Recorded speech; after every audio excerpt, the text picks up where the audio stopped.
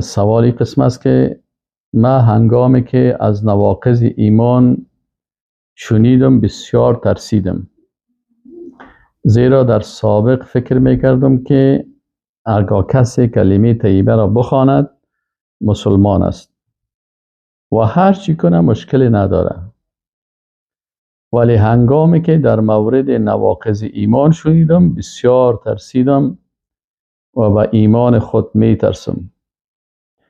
من میفهمم که در درس‌های بعدی نواقض ایمان تشریح میشه، ولی اگر مختصرا نواقض ایمان را برم بیان کنید تا بتانم خودم ایمان خودم محفوظ نگه دارم، بسیار مهربانی شما بوده. درست است. جزاک الله خیرا. اگر خواهر هستین یا برادر هستین، اول بسیار گپ خوب گفتین که انسان مسلمان باید بالای نفس خود، از نفس خود، از اشتباه خود، از غلطی خود انسان باید بترسه. ابن ابی ملیکه یک تابعی هست. این میگه که ادرکت 30 من اصحاب النبی صلی الله علیه و سلم، میگه من 30 تن از اصحاب رسول الله صلی الله علیه و سلم یافتم، یعنی امرایشان ملاقات کرده، کلهم یخاف النفاق علی نفسه، میگه هر کدامشان از نفاق میترسیدن که من در منافقت داخل نشون. یعنی صحابه، شما میفهمید که صحابه چی مقام دارن؟ میفهمین پیش الله صحابه کی هستن؟ کسایی هستن که الله از اونا راضی. لقد رضی الله عن المؤمنین، الله اونا را مؤمن خوانده و از اونا راضی شده. اشداء علی الکفار رحماء بینهم، صفت الصادقین بر مهاجرین گفته شد اولئک هم الصادقون، برای انصار گفت اولئک هم المفلحون. سبحان الله. لکن با وجود عمیق قدر القابی که اینا داشتن، این تابعی میگه که اونا از نفاق بالای نفس خود میترسیدن. و قال دیگه امام بخاری در کتاب ایمان چی میگه؟ یک بابی داره میگه که باب خوف المؤمن من ان یحبط عمله و هو لا یشعر. که شما چه خوب سوال، کسی که سوال مثلا مطرح میکنه یا در این فکر هست، چقدر فکر خوب است. امام بخاری رحمه الله چی میگه در این باب خود؟ میگه خوف المؤمن من ان یحبط عمله، ترس مؤمن از این که عملش از بین بره و هو لا یشعر، که کل اعمالش نابود شوه و هو لا یشعر، هیچ خودش نمیفهمه. چه قسم؟ لئن اشرکت لیحبطن عملک. در آیات قرآن میگه اگر شرک کردی تمام اعمال نیکی تو چی میشه؟ نابود میشه، سرش چلیپا کشیده میشه، پیش الله هیچ ارزش نداره، در ترازوی میزان گذاشته نمیشه، منفعت برات نمیرسه. این حال امام بخاری رحمه الله عالم است و فقیه است و محدث است. وقتی یک باب میاره بسیار یک موضوع بزرگ برای ما مطرح میکنه و در هر عنوان صحیح بخاری که میخواین باید سر هر عنوانش زیاد دقت بکنین. میگه باب خوف المؤمن من ان یحبط عمله و هو لا یشعر، ترس مسلمان از این که عملش نابود شوه و او نفهمه. همین حالت است که آخر زمان ما و شما قرار داریم که رسول الله صلی الله علیه و سلم میگه که یک کسی صبح مسلمان میباشه دیگر کافر میشه، یک کسی دیگر مسلمان میباشه صبح کافر میشه. ابراهیم تیمی میگه که ما عرضت قولی علی عملی الا خشیت ان اکون مکذبا. میگه من پیش نکردم هیچ سخنم به عملم، یعنی وقتی که بین سخنایم و بین اعمالم همونطور یک خواستم که یک باید انسان مؤمن همی است که سخنش با عملش یک چیز باشه، نتونه که سخن یک چیز بگه و عملش مخالف ازی باشه. میگه من ترسیدم که من تکذیب کننده نباشم که در زبان یک چیز میگم در عمل دیگر چیز. بر زبانت حمد گو یا در دلت پیدا صنم، ای به باطن کافر و ظاهر مسلمانی چی سود؟ انسان باید وقتی که سخن میگه عملش مطابق امو سخنش باشه، اعمالش مطابق یقین قلبیش باشه. من یک سخن میگم باید قلباً به مو سخن که میگم به مو باور داشته باشم و عملاً او را عملی بکنم. و حسن بصری رحمه الله چی میگه؟ میگه ما خافه الا مؤمن و ما امنه الا منافق. میگه از الله نمیترسه مگر مؤمن و در امن نمی باشه از عذاب الله مگر منافق. خب حالا این یک نکته که بسیار خوب است که انسان مسلمان همیشه باید خوف داشته باشه و رجا داشته باشه، چون که در درس ما و شما گذاشت. در قسمت نواقض ایمان، دوستای عزیز، در نواقض ایمان بعضی علما که حساب کردن و خودم هم سر ازی فکر کردیم، شکننده های ایمان به 300 تا میرسه. یعنی 300 چیزی هست که ایمان انسان هم مشکنانه. 300 چیز است مشکنانه. عالمی وضوح شما میفهمین که چه قسم مشکنه؟ اگر از انسان اندک به اندازه یک سر سوزن هم ادرار خارج شوه وضوحش مشکنه. ضرور نیست که یک نفر بگه که نه شما چرا گفتین که وضوی ازی شکست، باید وضوی من حداقل برم یک 2 لیتر خو ادرار بکنه باز بعد از وضویش بشکنه. او کسی که 1 لیتر هم کرد وضویش بشکنه، نیم لیتر هم کرد وضویش بشکنه. ادرار از دکترها در مسائل اسلامی هم که هسته، انسان نباید، ما معذرت میخوایم که اگر کلماتم چیز شوه، این حال مثلا پیش یک دکتر وقتی که میریم که دکتر بر ما میگه برو ادرار تا معاینه بکن. خب این حال در مسائل دینی که ما تشریح میکنیم مثل دکتر طب واره برای یک دوست میگیم که برادر اگر یک قطره بول هم از وجود شما خارج شد وضوی شما مشکنه. این حکم شریعت است. یعنی میگه در گفتن حکم دین از الله شرم دار شرم مدار. هم از الله حیا میکنیم و از شما هم حیا میکنیم که اگر کدام کلمه ناخوشایند برتان باشه لکن باید حکم الله گفته شود که وضو به این قسم. ایمان هم این قسم است. نواقض ایمان هم این قسم است.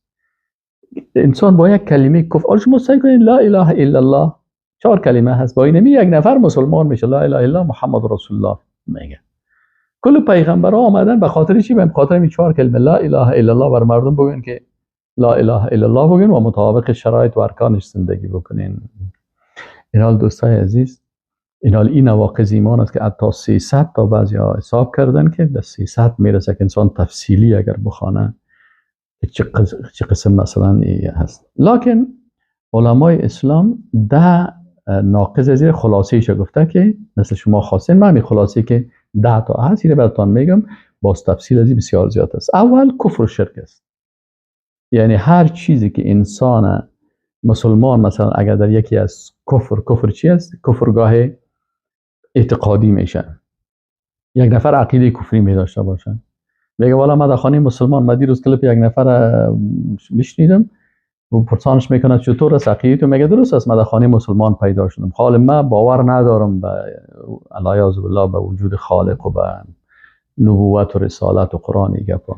پس یکی اعتقادی قلبی هست، یکی مثلا زبانی هست، کفر زبانی که همین شخص ما از قلب کس خبر نداریم، لکن ظاهرا وقتی که قاضی حکم میکنه سر یک کسی در محکمه که تو مرتد هستی، قاضی قلب زیر پاره نمیکنه، زبانش پرسان میکنه که آیا به الله ایمان داری؟ به زبان خود میگه که نه من باور ندارم. به چی باور داری؟ میگه والا من باور دارم به دموکراسی، من باور دارم به سکولاریسم. این حالی کلش کفر چی هست؟ زبانی هست. یا کفر عملی هست که مثلا یک کسی عملا مثلا قرآن توهین میکنه، سر قرآن لغت میکنه، پرسانش کنه میگه من مسلمان هستم. چطور مسلمان است که سر قرآن لغت کردی؟ پس این انسان معلوم میشه که این کافر است. و شرک هم همین قسم است که مثلا یک نفر در ذات الله شریک میکنه، در عبادت الله، در ما شما که خواندیم در هر قسم از عبادت الله اینه شرک میگن، یا در نامهای الله یا در صفات الله. خب پس اگر کسی شرک میکنه این چی هسته؟ مثل بسیاری مسائل کفری که گفتم تانه، پس این انسان در کفر داخل میشه. دوم من جعل بینه و بین الله وسائط یدعوهم و یسألهم الشفاعة و یتوکل علیهم فقد کفر اجماعا. علما میگن که کسی که در بین خود و بین الله واسطه قرار داد. چی مانا؟ مثل که نصرانی ها میرن پیش مجسمه و از طریق مجسمه عیسی مسیح میخوان که به الله عبادت بکنن، یا بت پرستا میگن پیش به او پرواله عبادت میکنیم، لکن این بت ها به خاطر که در بین ما و بین الله چی است؟ واسطه هستند. یا مثلا مشرکین قریش وقتی که برشان میگفتن که شما چرا این بت ها را ساختین، اونا میگفتن که ما نعبدهم الا لیقربونا الی الله زلفا. اینی واسطه دادن در بین مخلوق و در بین خالق، این هم چی هسته؟ این هم در جمله نواقض ایمان است و این میگه فقط کفر اجماعا، با اینمی واسطه قرار دادن یک کسی به اجماع علمای اسلام میگه اینا کافر میشن. الثالث و سیومی چی است؟ من لم یکفر المشرکین او شک فی کفرهم او صحح مذهبهم کفر. سیومی نواقض ایمانی است که یک کسی مشرکینی را که الله و رسولش و صحابه و علمای اسلام میگن این مشرک است، ایره تکفیر نمیکنه، میگن ای کافر نیست. مثل کسایی برآمدن مثلا میگن ای یهود مسلمان است، اون کتاب داره، نصارا ما چه، شما با این کارتان کافر میشین به خاطر از اینکه وقتی که الله میگه که لقد کفر الذین قالوا ان الله ثالث ثلاث، وقتی که الله میگه کافر هستن شما میگن نه کافر نیست، در این صورت چی میشین؟ الله را تکذیب کردین، آیات قرآن رد کردین.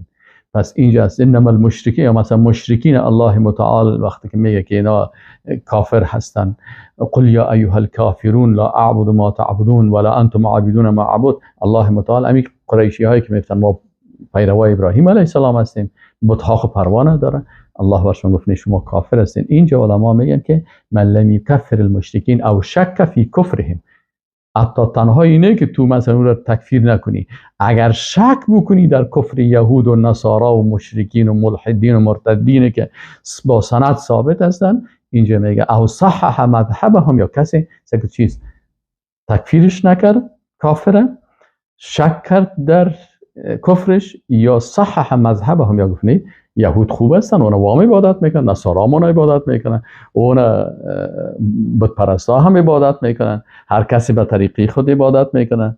این بعضی کسا این گپا را میزنن، یعنی انسان ایمانش نقص میشه. چهارمیشی است که اگر کسی میگه من اعتقد ان هدی غیر النبی صلی الله علیه و سلم اکمل من هدیه، اگر کسی به این اعتقاد باشه که هدایت غیر نبی صلی الله علیه و سلم، یعنی آنچه که رسول الله صلی الله علیه و سلم آورده، یعنی قرآن آورده و سنت آورده و احکام شریعت اللهی است، میگه امی احکام یا قوانین دیگران نسبت به آنچه که رسول الله صلی الله علیه و سلم من حیث کتاب هدایت قرآن است و سنت است آورده، اینها از این که بهتر است، یعنی قوانین دیگر را، گپ‌های دیگر را از این که بهتر است. او ان حکم غیره احسن من حکمه، یعنی حکم غیر الله، جمهوریت بهتر است، دموکراسی بهتر است، یا مثلا سوسیالیسم بهتر است از اسلام کرده. این چی میشه؟ این حال میگه این هم کالذین یفضلون حکم الطواغیت علی حکمه، مثل کسایی که حکم طواغیت بر حکم الله و حکم رسولش چی میکنن؟ برتریت میتن، میگن که نه قانون فرانسه بسیار خوب است از اسلام کرده، میگن این گپاره و هو کافرون، میگم این کافر است. مثل کسی که میگه سیکولاریسم یا کمونیسم یا دموکراسی را یا قانونهای پدرا را، اینا را میگه که یا از شریعت کده بهتر است، یا نظام جمهوریت بهتر است از نظام اسلامی و نظام خلافت اسلامی بیا کرده. اینا متوجه باشین که اینی کلش کفر است. اینا که به زبان میگه کفر زبانی میگن، به قلب خود عقیده داشت کفر قلبی هست. خب عملا در این گروه ها و ازبا رفت، این کفر عملی داخل میشن. پنجمی چی است؟ من ابغض شیئا مما جاء به الرسول صلی الله علیه و سلم، میگه کسی که بغض میکنه با آنچه که رسول الله صلی الله علیه و سلم آورده است، ولو عمل به فقط کفر، اگر به او عمل هم بکنه کافر میشه. مثلا یک نفر میگه من نماز بسیار بد میایم ولی میخوانم، مولا شریعت الله بد میایه لکن اطاعت میکنم، من نمیریش بسیار بد میایه لکن این مانده، اینه میگه اگر ولو کس عمل هم بکنه، اگر کس که بدش میایه و ردش میکنه، حجاب بیخی بد میایه، نمیخوایم که حجاب، لکن مجبور هستم، شوهرم مرا بیادرایم ظالم هستن به زور سرم حجاب میکنه، کافر میشه. کافر میشه. اینجا بسیار متوجه باشین. چرا؟ دلیل چی است؟ لقوله تعالی ذلك بانهم كرهوا ما انزل الله فاحبط اعمالهم، به خاطر که اینا کراهیت کردن به ما انزل الله. خب یا کلش تفصیلات داره که انشاءالله تفصیل لباری ازی در ساه هست. ششم، من استهزأ بشیء من دین الرسول صلی الله علیه و سلم او ثوابه او عقابه، کفر، کافر میشه. اگر کسی استهزا میکنه به چیز از دین رسول الله صلی الله علیه و سلم، حالا دیده باشیم مثلا بعضی کسا سر کعبه استهزا میکنن، یک تعداد سر چادر استهزا میکنن، یک کسی مثلا سر حجاب استهزا میکنن، یک کسی مثلا سر علمای اسلام استهزا میکنن. کتاب مولا نصرالدین نوشته کرده و فقهای مولا نصرالدین میگه باز بر از ریش جور کرده و لنگی جور کرده و تمام روز استهزا کرده میره، رشخندی کرده میره، سر مسجد استهزا و رشخندی و مسخرگی میکنه. این حال میگه که این نظر به آیت قرآن قل بالله و آیاته و رسوله کنتم تستهزئون، بگو به الله و آیاتش و رسول شما استهزا میگن، لا تعتذروا قد کفرتم بعد ایمانکم، سوره توبه آیت 65 و 66. شما عذرخواهی نکنین، شما کافر شدین. چه که گفته که کافر شدین بعد ایمانکم، آیت قرآن نمیره میگه لا تعتذروا قد کفرتم، شما کافر شدین بعد از چی؟ بعد از ایمانتان، یعنی ادعای ایمان میکنین لیکن شما کافر هستین. اگر کفرتان کفر نفاق است یا کفر استهزاء، شما کافر هستین. هفتمی چیه؟ سحر است. و منه الصرف و العطف، این همی سحر است، از جمله فال بینی و رمل اندازی و فال حافظ و فال فلانی و اینی گپا که است، اینی فال پیش ساحر و جادوگر، جادو کردن، اینا چی است؟